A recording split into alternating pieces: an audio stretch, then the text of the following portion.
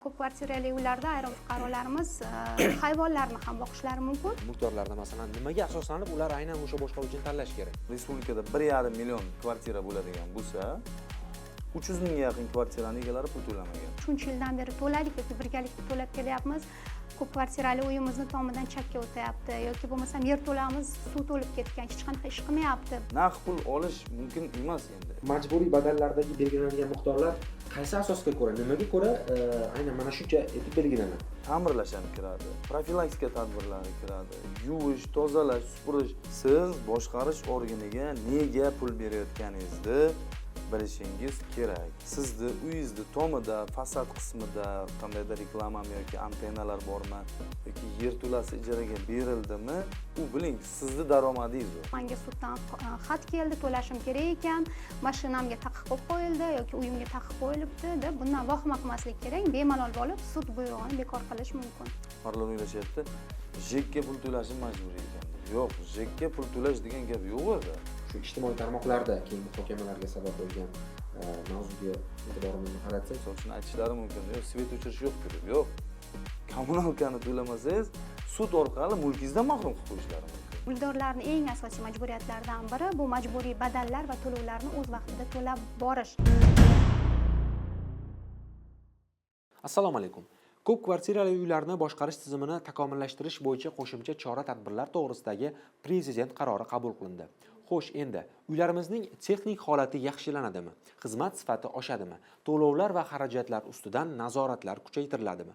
O'zi umuman tizimdagi muammolar faqat aholining mas'uliyatiga bog'liqmi? Boshqaruvchi va xizmat ko'rsatuvchi kompaniyalarning vazifalari nimalardan iborat? Salgoh podkastida bugun mana shunday savollarga soha mutaxassislari bilan birgalikda javob olamiz. Podkastimiz mehmonlari Toshkent davlat yuridik universiteti dotsenti, yuridik fanlar doktori Mohinur Bahromova hamda qurilish va uy-joy kommunal xo'jaligi vazirligi boshqarma boshlig'i Obidjon Mo'minov. Shu kecha kunduzda bu mavzu muhokamalar markazida bo'lib turibdi. Fuqarolarning ko'p kvartirali uylarda yashovchi mulkdorlarimizning deylik, o'zlari yashayotgan uylarni boshqaruvi bo'yicha qanday huquq va majburiyatlari bor? Avvalo, o'zi ko'p kvartirali uylar nima degan savolga javob berib olishimiz kerak, chunki qonunda aniq bunga ta'rif berilgan. Ko'p kvartirali uy bu muayyan bir tutashtirilgan yer uchastkasiga ega yoki bo'lmasam 2 va undan ortiq kvartiraga ega bo'lgan majmua bu ko'p kvartirali uy va ushbu ko'p kvartirali uylarni umumiy mulklari bo'lishi kerak. Va ushbu ko'p kvartirali uylarda yashovchi fuqarolar boshqaruv usullarini bevosita o'zlari tanlash huquqiga egalar va ushbu boshqaruv usuli legal, ochiq, shaffoflik asosida va albatta o'sha boshqaruvchi idoradan hisobotlarni talab qilish huquqiga ega bo'lgan prinsiplar asosida amalga oshiriladi. Ko'p kvartirali uylarda albatta mulkdorlar yashashadi, ularni mulk huquqlari bor, avvalo egalik qilish, foydalanish, tasarruf qilish, o'zlari kadastr hujjatlari asosida egalik qilib kelayotgan mulklariga nisbatan. Va bundan tashqari, boya aytdik, ko'p kvartirali uylar bu umumiy mulk asosida boshqariladi va ushbu umumiy mulkni boshqarishni ular kimgadir berishlari mumkin. O'zlari boshqaruvni tanlashadi, ya'ni bevosita mulkdorlar to'planib birgalikda boshqarishlari yoki bo'lmasam biror bir yuridik tashkilotni tanlab, ya'ni boshqaruv servis kompaniyasi bo'lishi mumkin yoki yagona jismoniy shaxsni tanlagan, ya'ni boshqaruvchini tanlagan holda boshqaruvni ham topshirishlari mumkin. Demak, boshqaruvning ham bir necha turlari bor. Shunday va albatta 3-turi bu notijorat tashkilotlar, ya'ni shirkatlar, bir nechta yoki zid joylashgan ko'p kvartirali uylar o'z boshqaruvlarini shirkatlarga ham topshirishlari mumkin. Bu notijorat tashkilotlar, ya'ni boshqaruvning 3-usuli. Endi mulkdorlar qanday huquqlarga ega? Boya aytganimizdek, demak, umumiy yig'ilish o'tkazgan holatda ular boshqaruvni o'zlari mana bu 3-to'rtdan bittasini tanlashlari mumkin. Ulardan hisobotlar talab qilishlari mumkin va bevosita ushbu boshqaruv uchun takliflarni ham ishlab chiqishlari mumkin. Masalan, o'zlari amaliyotda ko'rishyapti, ko'p kvartirali uylari bilan bog'liq bo'lgan muammolar mavjud. Keling, mana bu sharoitni yaxshilash uchun shunday ta'mir ishlarini amalga oshiraylik. Yoki bo'lmasam liftlar bilan bog'liq muammolar bo'lishi mumkin. Ya'ni takliflar berish huquqlari bor. Va albatta o'zlariga tegishli bo'lgan uy-joylar yoki bo'lmasam umumiy foydalanishdagi uylarni ijaraga berish bo'yicha ham ularning ishtiroklarini albatta e'tirof etib o'tishimiz kerak. Chunki bu ham ularga berilgan huquq.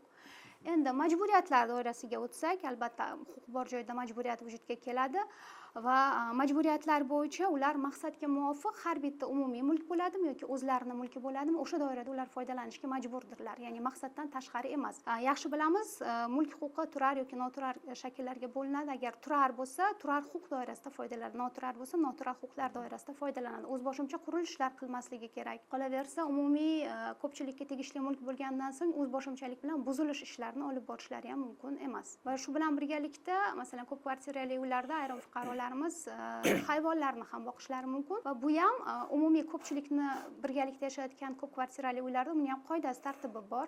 Umumiy podyezdlarda yoki bo'lmasam yerto'lalarda yoki tom qismlarda ushbu hayvonlarni saqlash ham mumkin emas. Bu ularga majburiyat, saqlamasligi kerak ushbu umumiy foydalanishdagi mulklarda. Va shu bilan birgalikda aytish kerak, masalan, avariya holatlari bo'lib qolishi mumkin. Avariya holatlari vujudga kelgan taqdirda bevosita boshqaruvchi kompaniyani yoki boshqaruvchi shirkatni yoki o'zini boshqaruvchi fuqarolarni ushbu hududga, avariya bo'layotgan hududga, masalan, suv toshayaptimi yoki yong'in chiqdimi, bevosita ularning ishtirokisiz ham kirib chiqishga ruxsat berish majburiyatlari bor. Bordi-yu biror bir ta'mir ishlari zarurat vujudga kelsa, boshqaruvchi kompaniyaga yoki notijorat bo'lgan shirkatga yoki fuqarolarga oldindan ularni ogohlantirgan holda ularni uylariga kirishga ham ruxsat berish majburiyatlari mavjud. Ko'p kvartirali uylarni boshqarishni mulkdor fuqarolarning o'zlari tanlashadimi yoki bu o'sha yuqorida aytib o'tilgandek nodavlat shirkatlar tomonidan qanaqadir tenderlar asosida ularga beriladimi? Avvalambor qonunimizda ko'rsatib o'tilgan mulkdorlarni o'zlari tanlashadi. Uy foydalanishga topshirilgandan keyin 3 oy davomida mulkdorlar bir qarorga kelishlari kerak. Boshqaruv usuli va boshqaruvchini tanlash bo'yicha. Mulkdorlarning umumiy yig'ilishi yig'iladi. Umumiy yig'ilishda o'sha uyda mulkdorlarning 50% plus bitta ovoz yig'ilishi kerak. O'shanda kvorum mavjud deb hisoblanadi. Kvorum bo'lgandan keyin o'sha boshqaruvchini tanlash yoki boshqarish usulini tanlash bo'yicha kun tartibidagi masala yuzasidan o'sha yig'ilishda qatnashayotganlarni 50% dan ortig'i ovoz berishi kerak, yoqlab ovoz berishi kerak. O'shanda tanlangan boshqarish usuli yoki boshqaruvchi tanlangan hisoblanadi. Agarda mabodo kelishuvga erishmagan taqdirda vazirligimizning hududiy bo'linmalari tomonidan vaqtinchalik boshqaruvchi belgilanadi. Bu ham qonunchilikda ko'rsatilgan. Vaqtinchalik boshqaruvchi 3 oy muddatga belgilanadi. Shu davr mobaynida mulkdorlar o'zlari boshqarish usuli yoki boshqaruvchini tanlashlari shart. Agar o'shanda ham mulkdorlar bir qarorga kelmasa yoki o'sha bir qarorga kelgan taqdirda ham shu qaror amalga oshmasa, demak, bizni vazirligimiz saytida e'lon beriladi tanlov o'tkazish bo'yicha. Bu ham qonun bilan tartibga solingan. 3 oy ichida bir qarorga kelmagandan keyin tanlov o'tkaziladi va tanlov asosida uy boshqaruvchiga biriktirib beriladi. O'z umuman olganda qurilishda masalan ishonchli quruvchini aniqlash uchun qanaqadir reyestrlar borda. Deylik, mulkdorlar aynan o'zini boshqaruvchisini aniqlash uchun uni oldingi faoliyati bilan qanaqadir tanish imkoniyati bormi? Mulkdorlarda masalan nimaga asoslanib ular aynan o'sha boshqaruvchini tanlash kerak? Bizda ko'p kvartirali uylarni boshqarish organlarining elektron reyestri mavjud. O reyestrda hozirgi kunda boshqaruvchi uni boshqaruvidagi uylar, o'sha dispetcherlik raqamlari, qaysi boshqaruv tashkiloti ekanligi to'g'risidagi ma'lumotlar mavjud. Hozir takomillashtirilyapti. Mana prezidentimizning yaqinda chiqqan 48-sonli qaroridan keyin endi reyting yo'lga qo'yilyapti. Ya'ni aholini shu boshqaruvchi tashkilot yoki boshqaruvchi bo'yicha fikr mulohazalari.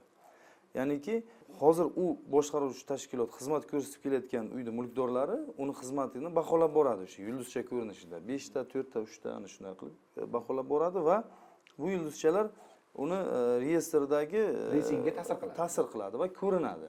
Va mulkdorlar fikr mulohazalari ham tagida ko'ringan bo'ladi. Mana App Store yoki Play Marketga kirsangiz, qaysidir mahsulotni olmoqchi bo'lsangiz, burada izohlar ketadi, bahosi bo'ladi, reytingi bo'ladi. Xuddi ana shunaqa qilib chiqarib beramiz mulkdorlarga. Hozirgi kunda mavjud, shunaqa darajada takomilga yetkazib beramiz yana.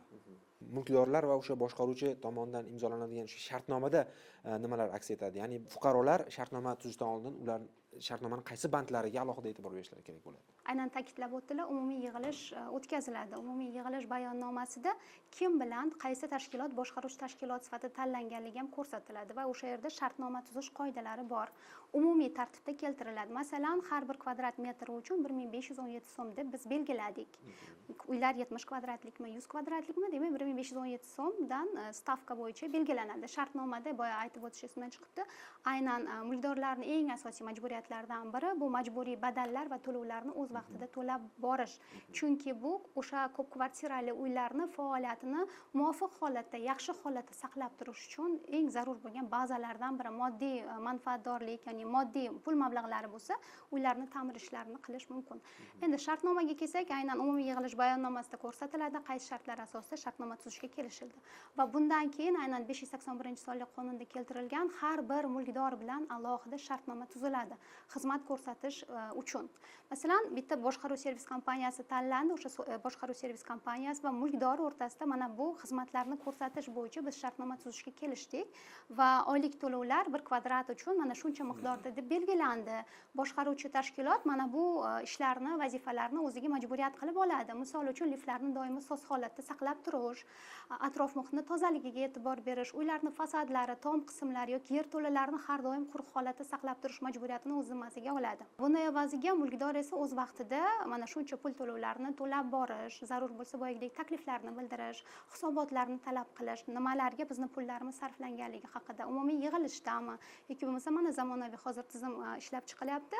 Aynan o'sha yerda ko'rsatiladi hisobot yoki bo'lmasa smeta hujjatlari asosida biz har mana bu yilga mana bu ishlarni reja qilib oldik. Siz to'layotgan majburiy badal yoki to'lovlar shu ishlarga sarflanadi. Ularni hammasi har bir fuqaro bilan, mulkdor bilan tuziladigan boshqaruv servis kompaniyasi o'rtasidagi shartnomada ko'rsatib ketiladi. Va albatta ushbu shartnomani bir tomonlama bekor qilish huquqi ham fuqarolarda bor. Bordek boshqaruv servis kompaniyasi umumiy yig'ilishda tanlandi, shartnoma tuzildi, lekin o'z vazifalarini o'z muddatida bajarmayapti. Demak, bemalol fuqarolar, mulkdorlar ushbu shartnomani bajarishdan bir taraflama bosh tortishlari mumkin. Va bosh tortish bo'yicha ham yangi ishlab chiqilayotgan mening uyim beling tizimida alohida yozuv kiritib qo'yib, bir tomonlama shartnomani bekor qilsalar, demak, o'sha boshqaruv servis kompaniyasi ularga endi xizmatlarni ko'rsatmaydi, bo'ldi. To'lovlar ularga o'tmaydi. Bu ham fuqarolarning ham huquqi, ham majburiyati sifatida ko'rishimiz mumkin. Boya aytib o'tdingiz, ularni reytingida biz berib boramiz deb, aynan mana shu jarayonda ularni bevosita faoliyatini nazorat qiluvchi tizim ham bormi bizda? Faoliyatini nazorat qiluvchi tizim bor. Bugungi kunda o'sha boshqarish organlarini boshqaruvchi kompaniyalar bo'ladimi, shirkatlar bo'ladimi? Ularning faoliyati ikki xil tartibda nazorat qilinadi.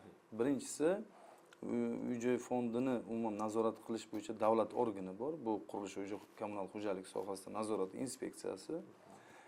Ikkinchisi, qonunda ham belgilangan mulkdorlarning huquqi bor, nazorat qilib borish. Ya'ni o'sha shartnoma qiladimi yoki a'zolik badali to'laydimi, o'sha tashkilot tomonidan bajarilayotgan ishni nazorat qilib borish huquqi bor. Mana shu ikki xil nazorat imkoniyati bor. Prezidentimizning mana o'sha 48-sonli qarorlari bilan hozir yana ham takomillashtirilyapti-da. 3 xil yo'nalishda nazorat endi bo'ladi. Birinchisi o'sha mulkdorlar o'zi nazorat qiladi, davlat inspeksiyasi nazorat qiladi va hududlarga bosh muhandis degan shtat berilyapti. Bu qurilish va uy-joy kommunal xo'jaligi vazirligi tizimidagi nima bo'ladi? Mutaxassis bo'ladi. Bosh muhandislar umuman mana shu kommunal sohada davlat organlari qanaqa faoliyat yurityapti, o'sha boshqarish organlari qanaqa faoliyat yurityapti, shuni monitoring qilish. Monitoring qanaqa qilinadi? Aholidan kelayotgan murojaatlar, shuni nimasi orqali, tahlili orqali qayerda muammolar ko'p bo'lsa, adresli shug'ullanib, o'sha muammolarni bartaraf qilib boradi. Davlat organlarida, o'sha kerak bo'lsa nazorat organlarida yetarli e'tibor berilmayaptimi? O'shalarga aytadi, mana shu joyda kamchiliklar bor, bartaraf qilib qo'ying deydi. Va eng nimasi, mening uyim biling tizimida hozir agar boshqaruvchi o'zi tomonidan bajarilgan ishlarni har chorakda ma'lumotini kiritib bormasa, shunaqa tartib o'rnatilyapti, har chorakda ma'lumot kiritib boriladi va yilda oxirida bu ma'lumotlar avtomatik ravishda yillik hisobot shakllanadi. Kiritib bormasa shu ma'lumotlarni, o'sha uy bo'yicha nachисление deyiladi, ya'ni majburiy badallarni hisoblash to'xtatiladi. Bu nimaga haqiqiy ta'sir ko'rsatuvchi, boshqarish organiga haqiqiy ta'sir ko'rsatuvchi mexanizm. Mulkdorlarning qo'lidagi rechak bo'lyapti. Bundan tashqari, boshqarish organi faoliyatidan noroziman degan tugma bo'ladi. Shartnomani to'xtatish degan knopkalar bo'ladi. Ha. Agar mulkdorlar mulk endi kollegial bo'lgandan keyin, umumiy mulk bo'lgandan keyin mulkdorlarning 50% shu knopkalarni bosadigan bo'lsa, shartnoma to'xtatilishi mumkin. Yoki boshqarish organiga faoliyatdan noroziman degandan keyin kelib tekshiruv o'tkazilishi mumkin. Kerak bo'lsa davlat organiga signal yuborish imkoniyati ega bo'ladi. Shartnoma to'xtatildi dedimi, haligi uy bo'yicha ochilgan hisob raqamni pullari avtomatik ravishda o'tmaydi, to'xtatiladi shu bilan. Bu yerda uylarni saqlash bo'yicha aholining to'lov intizomi qay darajada? To'lov intizomiga keladigan bo'lsak, bizda tahlillar bilan misol keltirib bilaman. To'lov intizomi yildan yilga yaxshilanyapti. Buni yashirish kerak emas. Qarorlar qabul qilinyapti, tegishli choralar ko'rilyapti, yaxshiroq ishlasin, aholida ishonch paydo bo'lsin, shunga yarasha to'lasin deb. Lekin baribir to'lov intizomi ideal darajada emas. Misol bilan aytaman, 22-yilda deylik 41%, jami xarajatlarning 41%igina tushum shaklida kelib tushgan. Jami rejalashtirilgan ishlarda. 23-yilda 65%. 24-yilda 78%, 25-yilda 83% bo'ldi. Mana 83% mana shu davr oralig'ida 22-yilda 25-yilgacha 2 barobarga ortdi tushumlar. Va 25-yil yakuni bilan 1 trillion 20 milliard atrofida yig'ildi majburiy badal va to'lovlar. Endi buni orqasida nima turibdi? Avvalo 20 ming xodim, 20 mingta bo'ldi o'zi mana shu boshqarish organlarining xodimlari.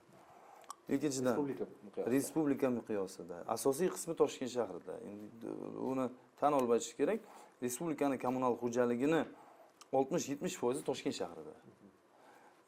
O'sha xodimlarning ham 60-70% soответственно Toshkent shahrida. Buni orqasida nima turibdi? O'sha davlat organlari, nazorat organlari har bir mulkdor bo'yicha individual ishlandi. Sudlarga berildi, tushuntirish ishlari olib borildi, xizmatlarning sifati oshirildi.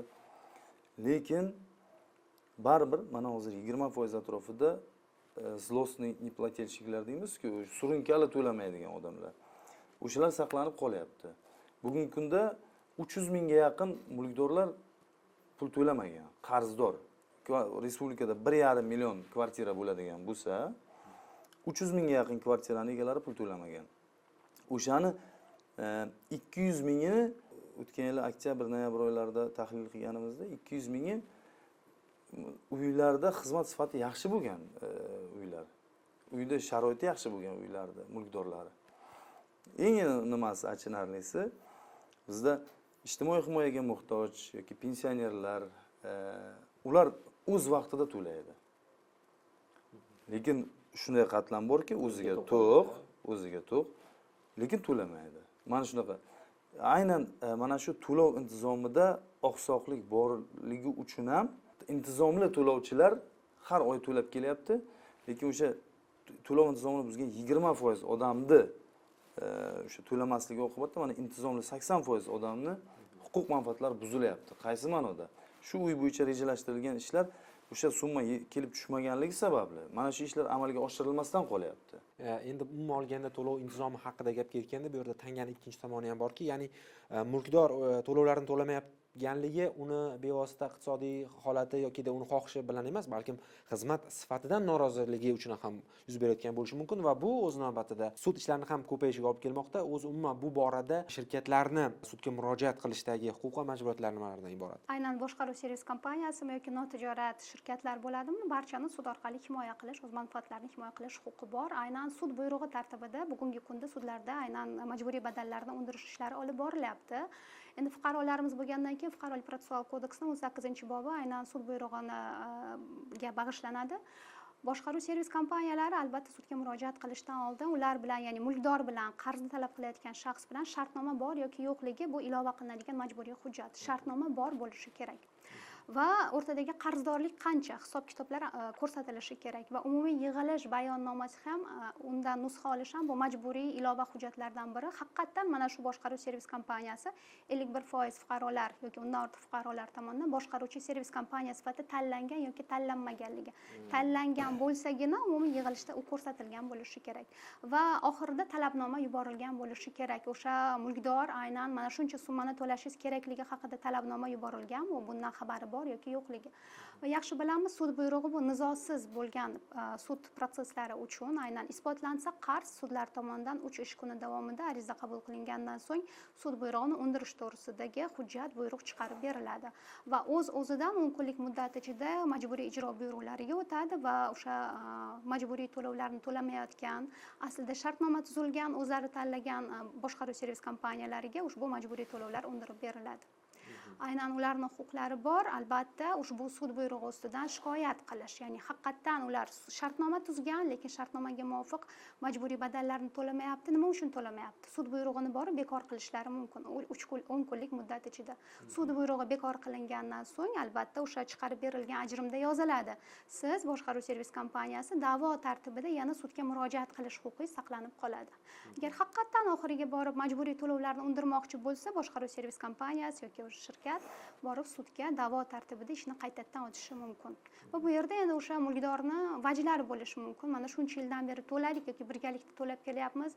Ko'p kvartirali uyimizni tomidan chakka o'tayapti yoki bo'lmasam yer to'lamiz, suv to'lib ketgan, hech qanaqa ish qilmayapti. Biz shuning uchun to'lashni xohlamayapman degan vajlarni albatta da'vo tartibida borib tushuntirishlari mumkin. Sud buyrug'i bu oxirgi instansiya emas. Ko'p fuqarolarimiz bundan qo'rqishadi. Menga suddan xat keldi, to'lashim kerak ekan, mashinamga taqiq qo'yib qo'yildi yoki uyimga taqiq qo'yilibdi deb bundan vahima qilmaslik kerak. Bemalol bo'lib sud buyrug'ini bekor qilish mumkin. Majburiy to'lov badallarini undirishda shaffoflik masalasi qay darajada? To'g'ri ta'kidladingiz. Shaffoflik masalasi birinchi o'rinda, aholini ishonchini so'nishiga sabab bo'lgan narsa ham mana shu. Biz nega pul to'layapmiz degan savol tug'iladi-da ko'pchilikda. Bilmaydi nima uchun pul to'layotgan. Ular bilan o'sha boshqarish organi yetarli darajada ishlamaganligi yoki boshqarish organining o'zini ham huquqiy savodxonligi o'rtamiyona bo'lganligi uchun bo'lishi mumkin. Lekin shaffoflik yetarli bo'lmaganligi. Naqd pulda pul olinyapti, ertasi kuni suddan xat kelyapti, siz qarzingiz bor degan. Fuqaroda tabiiyki norozilik hissi paydo bo'ladi. Men to'lagandim-ku, qo'limda kvitansiya bor-ku. Yana o'sha kvitansiya bilan borib isbotlab kelish kerak. Tushunyapsizmi? O'zi pul to'layapti, yana uni qarz chiqaryapti kimnidir xatosi bilan. U borib yana isbotlab kelish kerak. Meni qarzim yo'q. Asabbuzarlik, o'sha sarsongarchilik bo'ladi. Endi bunga yechim qanaqa? O'zi aslida 21-yildan keyin shunday tartib o'rnatilgandiki, barcha o'sha to'lovlar mening uyim tizimida aks ettirilishi shart edi. Ya'ni siz naq olasizmi, o'sha terminal orqalimi, qanday usulda olishingizdan qat'iy nazar mening uyim tizimida kiritishingiz kerak. Afsuski, shunaqa holatlar bo'ldi, boshqaruvchilarimiz bu tizimga to'lovlarni o'z vaqtida kiritib bormadi. Endi mana shunday tartib prezidentimizning 48-sonli qarori bilan shunaqa tartib bo'lyaptiki, endi to'lovlar faqatgina elektron bank orqali, yoki bank kassalari orqali, yoki o'sha to'lov terminallari orqali amalga oshiriladi. Ya'ni naqd pul olish mumkin emas endi, imkoniyati yo'q. Naqd pul bo'lsa, faqatgina bank kassalarida to'lov amalga oshiriladi. Va pul oldingiday boshqarish organini to'g'ridan-to'g'ri shotiga emas, hisob raqamiga emas, balki o'sha ko'p kvartirali uy uchun alohida ochilgan hisob raqamiga kelib tushadi. Mulkdorlarning hisob raqamiga kelib tushadi. Mana oyning oxirida boshqarish organi o'zini amalga oshirgan ishlariga qarab o'sha hisob raqamdan xizmatini, pullarini oladi. Ana shunda shaffoflik ta'minlanadi. Ana ko'pchilik internetlarda ham hozir qarayapmiz, ijtimoiy tarmoqlarda rezonans holat yaratmoqchi bo'lishyapti. Lekin buni agar mag'zini, mohiyatini bir olib qaror bilan tanishib chiqsa, eng birinchi o'rinda aholining manfaatlariga xizmat qilyapti. Eng birinchi o'rinda. Boshqaruvchi tashkilotlar, tadbirkorlik subyektlari bo'lganligi uchun ularning ham manfaatlari inobatga olinyapti. Qarorda mazmun mohiyatidan shu narsa bo'lyaptiki, davlat o'zini to'g'ridan-to'g'ri funksiyasi, ya'ni ikki tomon o'rtasida bir tomonga kafolatli xizmat ko'rsatilishini ta'minlaydi, ta'minlashini kafolatlaydi. Ikkinchi tomonga ko'rsatilgan xizmati uchun agar o'sha halol tadbirkor bo'ladigan bo'lsa, o'sha kafolatli mablag'lar beriladi degan narsani ta'minlab beryapti. Ko'p kvartirali uylarni boshqaruvchi yuridik shaxslar ham tadbirkorlik subyektlari. Shu ma'noda ularni ustidan nazorat qiluvchi davlat tashkilotlari mavjudmi? Albatta, boshqaruv servis kompaniyalari haqida gapiradigan bo'lsak, ular albatta tadbirkor, yuridik shaxs, ularni faoliyatini tekshirish bu o'z-o'zidan oson jarayon emas. Hammamizga yaxshi ma'lum, biznes ombudsman, ya'ni tadbirkorlar huquqlarini himoya qiladigan maxsus tashkilotimiz mavjud. Agarda kimdir borib boshqaruv servis kompaniyasi faoliyatini tekshirmoqchi bo'lsa, albatta unikal kod bilan rasmiylashtirilgan buyrug'i mavjud bo'lishi kerak. Buyruqqa asos qilib olingan guvohnomasi bo'lishi kerak. Aynan mana shu tashkilot, mana shu manzilda joylashgan tekshiruvga boriladi va tekshiruvga borishdan oldin biznes ombudsmanning xabardorligi bo'lishi kerak. Xabardor qilingan holatdagina borib boshqaruv servis kompaniyasini tekshirish mumkin. Istalgan tashkilot bo'ldi, bugun borib sizni tekshiramiz deya olmaydi. Misol uchun soliq idoralarimi, bo'lmasa huquqni muhofaza qilish idoralarimi ustingizdan ariza tushdi deb shunchaki bora olmaydi.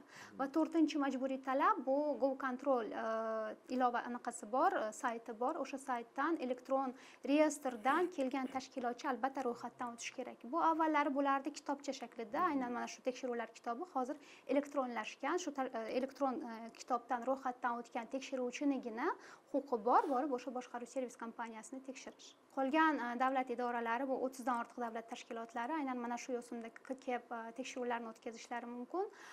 Bordi-yu biror bir jinoyat alomatlari aniq bo'lib qolgan bo'lsa yoki tezkor qidiruv faoliyati bilan bog'liq masalalar bo'lsa, albatta huquqni muhofaza qilish idoralari ham asoslantirilgan hujjatlar bilan, masalan, jinoyat ishi qo'zg'atilganligi to'g'risidagi qarori asosida kelib tekshiruv ishlarini amalga oshirishlari mumkin. Majburiy badallardagi belgilanadigan miqdorlar qaysi asosga ko'ra, nimaga ko'ra aynan mana shuncha etib belgilanadi? Majburiy badallarni o'zi hisoblash metodikasi bor, tartibi bor. Bu 3398 raqam bilan Adliya vazirligida ro'yxatdan o'tgan 2022-yilda birinchi hujjat shu.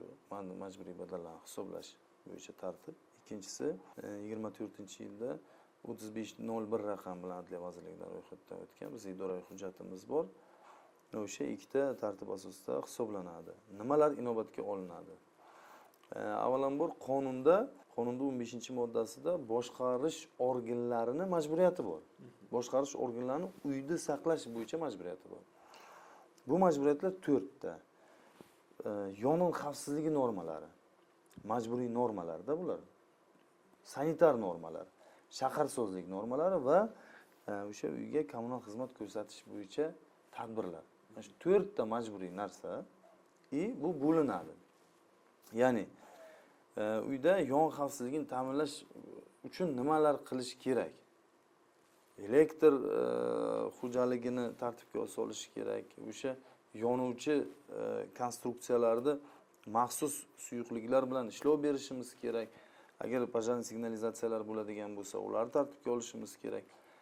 Yong'in xavfsizligi shitlari, gidrantlarning holati agar uyda bo'ladigan bo'lsa yoki uyda hududida bo'ladigan bo'lsa, ana shularda hammasini tartibi bor.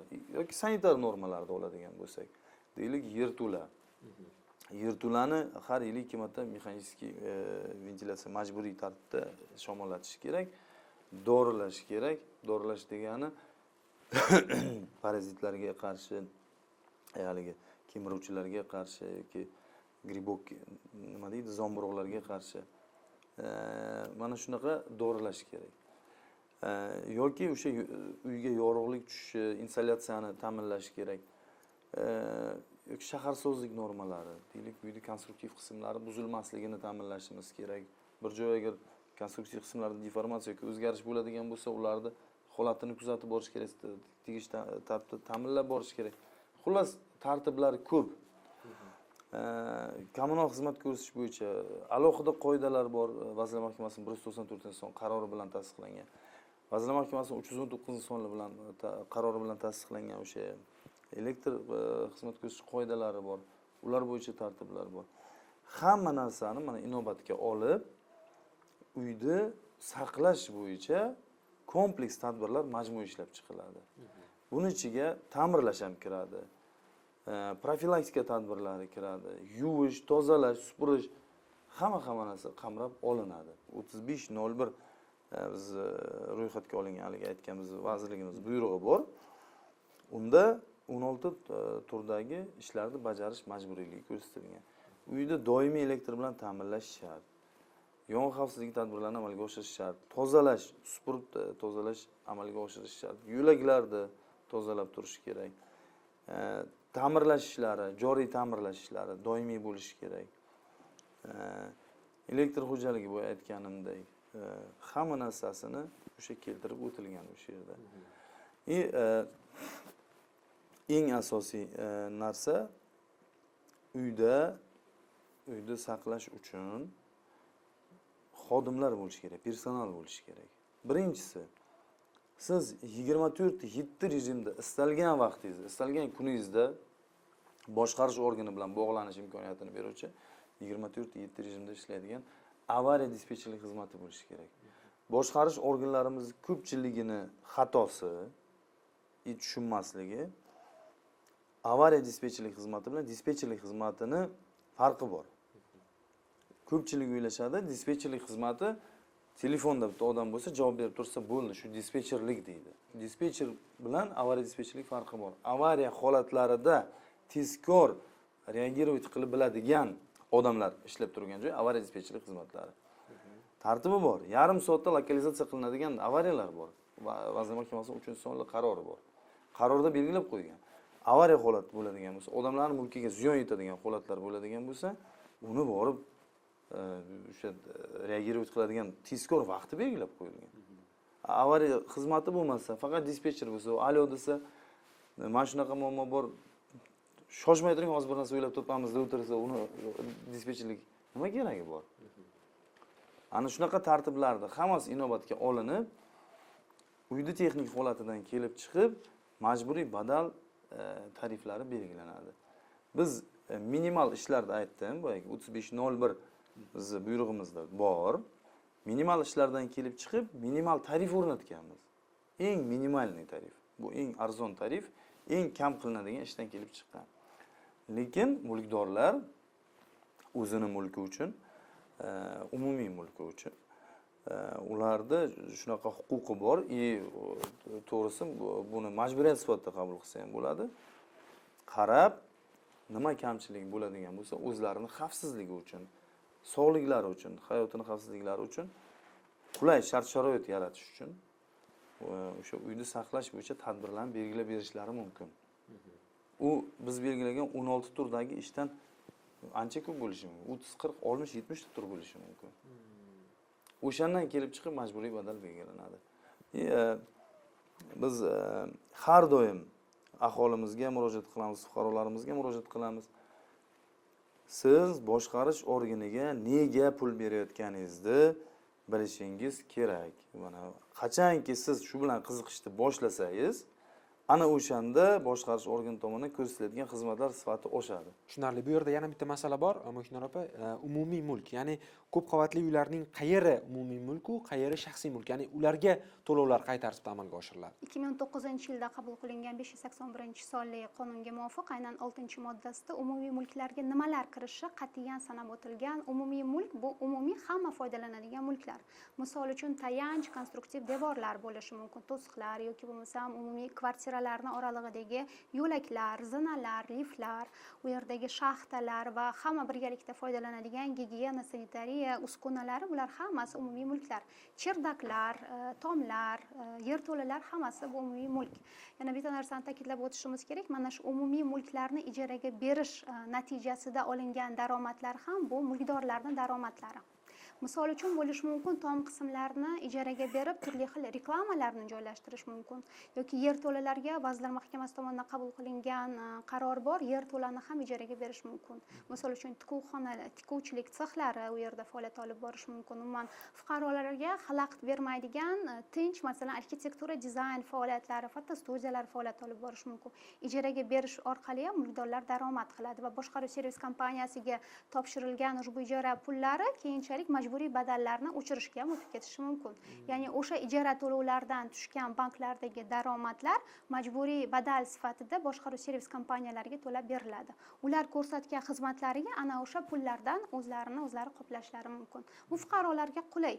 Boyagidek to'lashni xohlamaydigan fuqarolar o'sha ijaralardan, chunki ularning umumiy mulkdan har bitta odam o'z ijaraga berib daromad qilishi mumkin bo'lgani singari umumiy mulkni ham ijaraga beradida, undan tushgan mablag'ni o'zini majburiy badallariga yo'naltirib yuborishi mumkin. To'ppa-to'g'ri qo'shimcha qilmoqchiman. Umumiy mulkda mana hozirgi qarorimizda ham aynan prezidentimizning qarorida belgilab ketildi shu narsa. Umumiy mulkni ijarasidan tushadigan mablag'lar ham haligi uyni va mulkdorlar nomiga ochilgan bank hisob raqamiga majburiy yo'naltiriladi. Yo'naltiriladi. Hozir mana biz agar bizni mana eshitadigan tinglovchilar bor, Adliya TVni o'sha podpisчиклар, kuzatuvchilari bor. Shularga misol uchun men aytmoqchimanki, sizni uyingizni tomida, fasad qismida qandaydir reklamami yoki antennalar bormi yoki yerto'lasi ijaraga berildimi, u biling sizni daromadingiz u. Kimlardir hozir uni xufiyona berib, naqd pulda pulini olib, o'zlarining maqsadlari uchun ishlatyapti. Lekin bu aholini puli. Aholini mablag'i. Yerto'la bo'ladimi, fasad bo'ladimi, tom bo'ladimi? Bilingki, sizni o'sha siz olishingiz mumkin bo'lgan daromadingiz, qonuniy daromadingiz kimlardir kissasiga ketyapti bugun.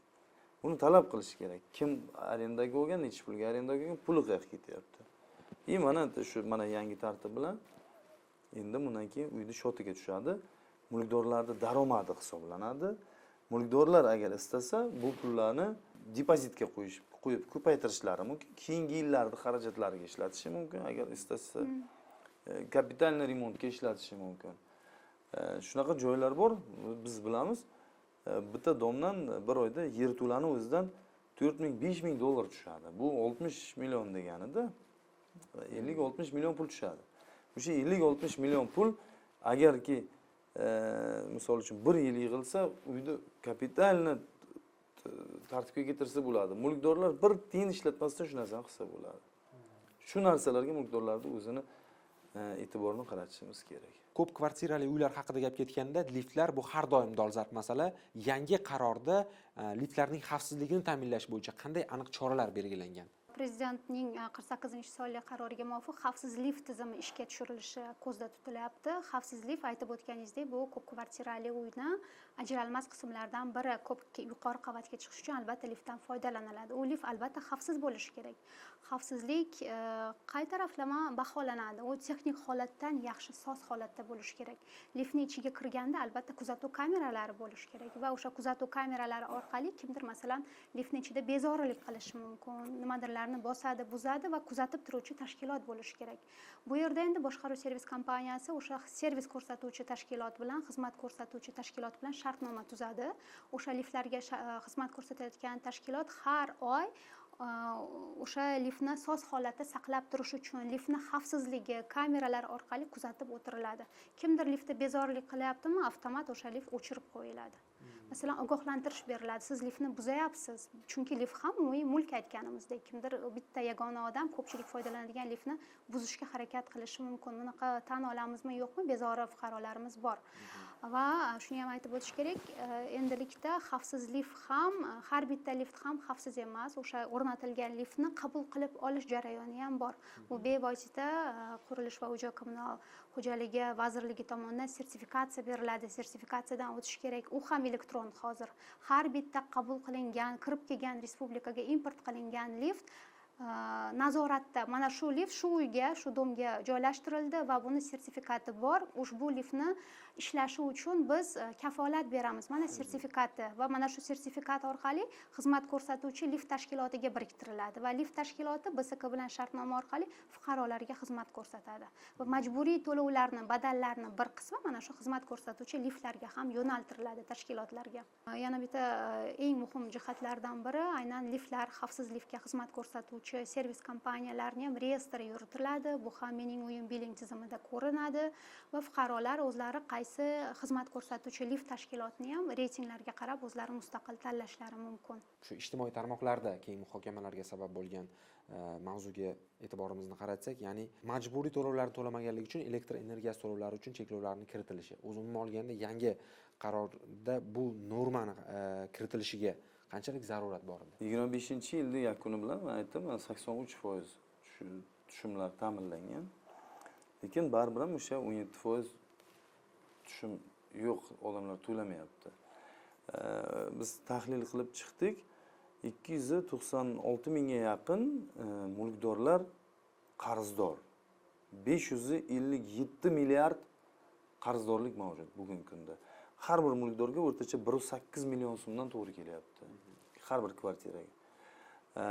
Agar buni umuman oladigan bo'lsak, где-то 19% atrofida mulkdor 18, maksimum 19% da qarzdor bo'ladi, chunki 1 million 600 mingga yaqin kvartiramiz borda. Вот, bu aytganimdek 200 mingi yaxshi sharoitda yashaydigan, o'sha domlarini holati yaxshi bo'lgan boshqaruv organidan shikoyat kam bo'lgan mulkdorlar. Mayli, 100 mingi haqiqatan boshqarish organi ishlamayapti deb e'tiroz asosida to'lamayotgan bo'lishi mumkin, to'lamayapti ham. Mayli, uni mayli emas, uni biz tahlil qilib ichiga kirib boryapmiz. Lekin mana shu 200 mingini uyini holati yaxshi, boshqarish organi ishlab turibdi. Mulkdorlar, qolgan mulkdorlar, qo'shnilari to'lab turibdi. Endi bu birinchi masala edi. Ikkinchi masala, biz mana shu prezidentimizning 48-sonli qarori bilan 26-yil 1-iyuldan boshlab har bitta uyga hisob raqam ochamiz endi. Har bitta uyga hisob raqam ochilishidan maqsad shuki, uydan pul yig'ilgan pullar o'zini hisob raqamiga, mulkdorlarning hisob raqamiga tushsa. Ya'ni mulkdorlarda umumiy hisob raqam bo'ladi. Va oyning oxirida boshqaruv kompaniyaga yoki boshqaruvchiga, shirkatga o'tkaziladi o'sha pul. Ana endi bu pul qanday o'tkaziladi? Yilni boshida, yanvar oyida boshqaruvchilar bajaradigan ishlarini ro'yxatini shakllantiradi. Hajmi bilan, qiymati bilan oylar kesimida taqsimlab chiqadi. Misol uchun, ikkita kirish yo'lagini ta'mirlash yanvar oyida 12 milliondan 24 million so'm. Yanvar oyida qo'yildi. Supurish yanvar oyida 3 millionlik supurish ishlari amalga oshiriladi. Deylik, elektrik xizmati, mana 2 millionlik elektrika ishi bajariladi. Qiymat oyma-oy ko'rsatib qo'yiladi. Bu nima, oldingi yillarda prognozlardan kelib chiqib qilinadigan ishlar. Buni aqlli, ishlab yurgan tajribali boshqarish organlari buni darrov qiladi, tushunadi, har yil qiladi. O'sha 12 oyga bo'lgandan keyin aynan o'sha summalar doirasida, cheklangan limit doirasida pul oladi bankdan. Agar bu pulni haligi aholini 10%, 5% yoki 20% to'lamasa, mana bu ishlar bajarilmay qolish xavfi mavjud. Va mulkdorlar to'lab yurgan vijdonli o'sha to'lov intizomi mavjud bo'lgan mulkdorlarni huquq manfaatlariga ziyon yetkazadi. Chunki siz pul beryapsiz, biz buni uchalamiz agar bitta uyda mulkdori bo'ladigan bo'lsak, siz bersangiz, Muhsin opa bersa, men bermasam, siz umidvor bo'lib beryapsiz. Meni uyimni mana shu holatini saqlash uchun pul beryapman deb. Men bermayapman. Oqibatda boshqarish organi shu ishni chala qilib oxiriga yetkazmay qo'yapti. Sizning huquq manfaatlaringizga ziyon yetkazgan bo'laman. Mana shu o'sha uchun boyagi zlostniy neplatilshiklar bilan, to'lamaydigan odamlar bilan kurashish maqsadida, to'lov intizomini mustahkamlash uchun ko'pchilik aholini, ko'pchilik fuqarolarimizni qonuniy huquq manfaatlarini ta'minlash uchun bu elektr energiyaga cheklov kiritish degan narsa kiritilyapti. Ko'p fuqarolarimiz haqiqatan internetda shov-shuv bo'ldi. Fuqarolar o'ylashyapti, JEKga pul to'lashim majburiy ekan deb. Yo'q, JEKga pul to'lash degan gap yo'q u yerda. Mulkdorlarda bankda o'zini umumiy hisob raqami ochiladi. O'sha hisob raqamga pul tashaladi. Unga majburiy. Ya'ni siz bitta общий kotel bo'ladi, qozon bo'ladi uy uchun. O'shanga pul qo'yishingiz shart. Ertaga siz qozondagi pulni boshqaruvchiga berish yoki to'xtatib qo'yish, u ham sizning huquqingiz. Endi hamma bitta qozonga pul tashashimiz shart deyapmiz-u, lekin men tashamayman, nima qilib bilasan degan odamlarga nisbatan qanaqa choramiz bor? Shu uchun marhamat qilib to'lang deb. Bu amaliyotga kelishimizning sababi shu edi. Bu narsalar butun Yevropalarda, rivojlangan davlatlarda, sharqda rivojlangan davlatlarda hamma yoqda bor. Aynan bizga chiqishi mumkin. Misol uchun aytishlari mumkin. Yo'q, svet o'chirish yo'q-ku deb. Yo'q. Kommunalkani to'lamasangiz, sud orqali mulkingizdan mahrum qilib qo'yishlari mumkin. Marhamat qilib, majburiyatingizni bajaring, huquqingizdan foydalaning. Mana shunaqa talab bor. Baribir shunga kelishimiz kerak va bosqichma-bosqich shoshilmasdan o'sha puxta o'ylab jamoatchilik bilan kengashib bu narsani qilamiz baribir. Hurmatli kuzatuvchilar, bugun biz Saylgoh podkastida barchamiz uchun muhim bo'lgan, ahamiyatli bo'lgan, dolzarb bo'lgan savollarga birgalikda javob olishga harakat qildik. Agarda sizda ham ushbu mavzu yuzasidan turli fikrlar, savollar bo'lsa, ularni izohlarda yozib qoldiring. Biz esa mutaxassislar bilan birgalikda ularga javob berishga harakat qilamiz. Adliya TVda Saylgoh podkastini kuzatishda davom eting. Xayr, salomat bo'ling.